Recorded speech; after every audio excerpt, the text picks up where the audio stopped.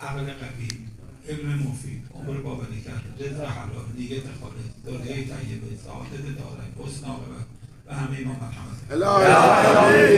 یکی یه زیارت، حالا یه سلام یا یه زیارت بخونید برای محرومین. چقدر آدم محرومه، پول نداره، خانه نداره، فن نداره، ماشین نداره، بیسیکل نداره، امکانات نداره، نمیتونه. این زیارت بود برای محرومین. تا ما هم فردا پس فردا نبودیم، دیگران هم برای ما دعا خواهند کرد. دعا بکنیم و انسان با چشمش همه رو ببینه.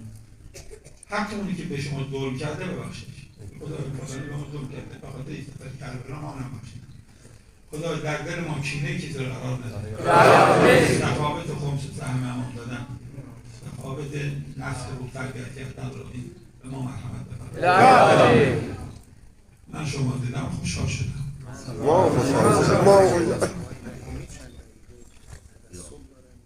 من قرار